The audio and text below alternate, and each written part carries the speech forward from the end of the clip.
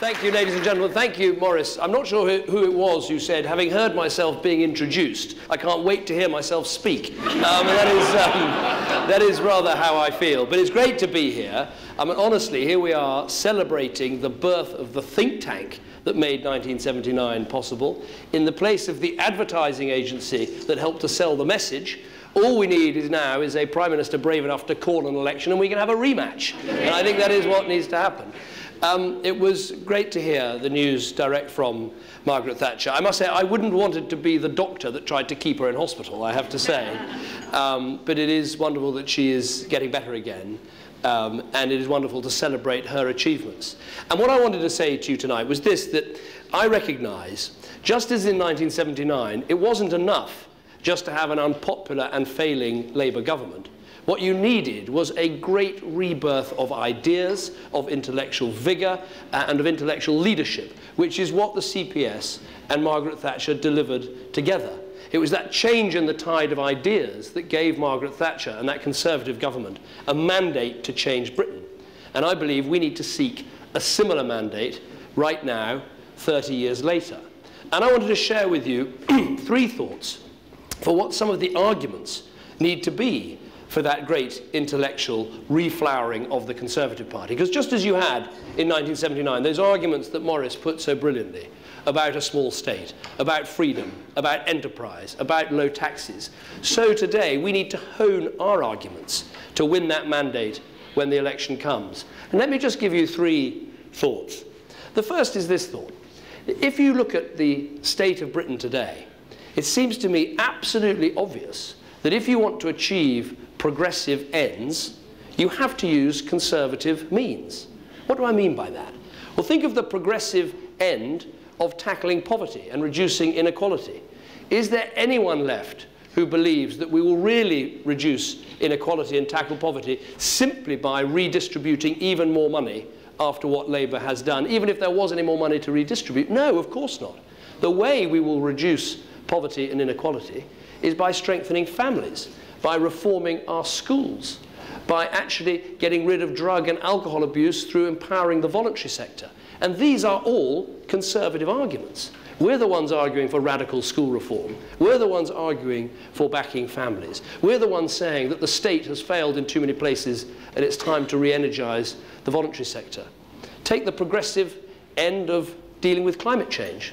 Does anyone really believe we're going to achieve this just by big top-down government? Of course we're not. We need the conservative means of markets, of incentives, of technology that is going to come through those free market principles that will drive the environmental change that we need.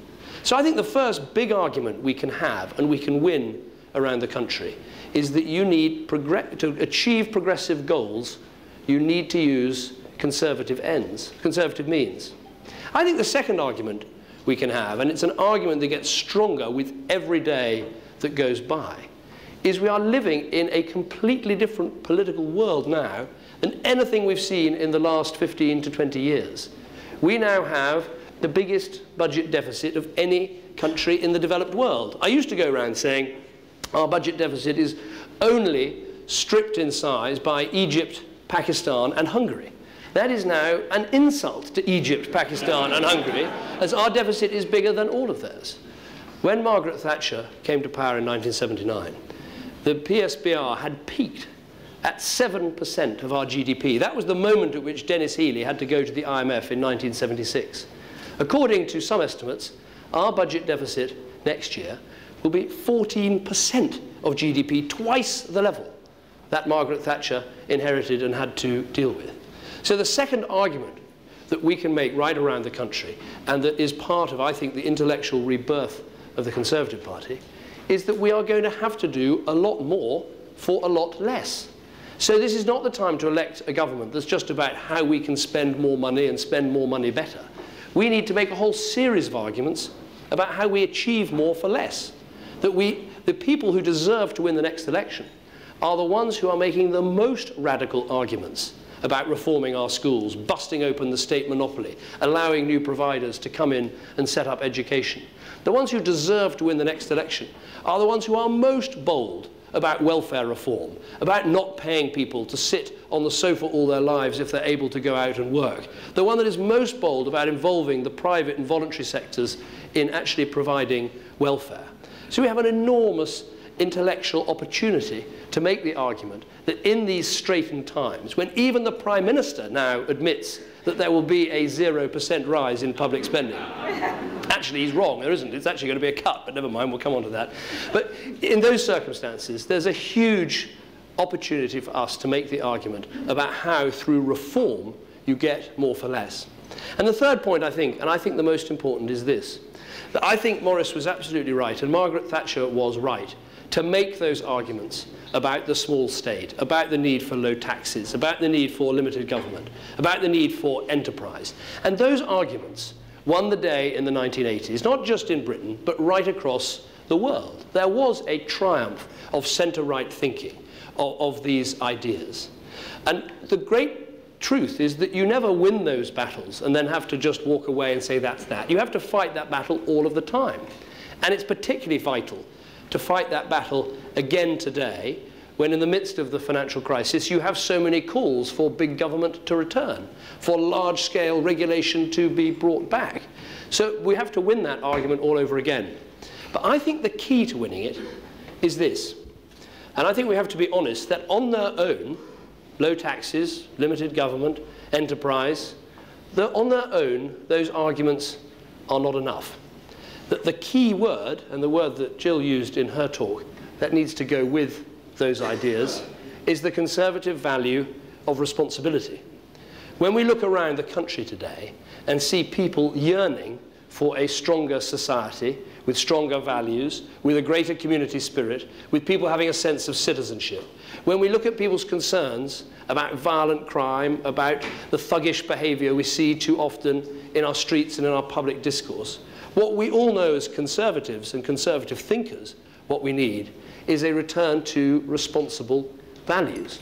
When we look at the scale of our budget deficit in our economy, what is required is a return to responsibility in economics. When we look at the degradation of our planet and the problems of environment, we know that what is required is a sense of social and corporate responsibility. And I think one of the biggest arguments we need to use as conservatives, all of us on the centre-right, whether in think tanks or in political parties, is that we want to ally those great ideas of Margaret Thatcher, of low taxes and the limited government, and giving people the maximum amount of freedom and independence in their lives. We want to ally those deep conservative insights with the modern conservative insight that we need a responsible society in which people behave with responsibility, whether in the boardroom or on the street corner, in order to build the strong country that we all want to live in. I think it's a fantastically exciting time for think tanks like the Centre for Policy Studies, and I think it's an exciting time, frankly, for the Conservative Party.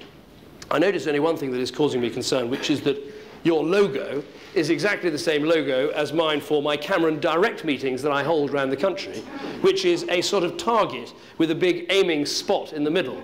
This has been a fantastic logo for me until I made a public meeting in Ballymena, and someone actually stood up and announced that they had previously been involved in Sinn Féin, and I wondered for a moment the wisdom of standing in front of a target at a public meeting in Ballymena in Northern Ireland.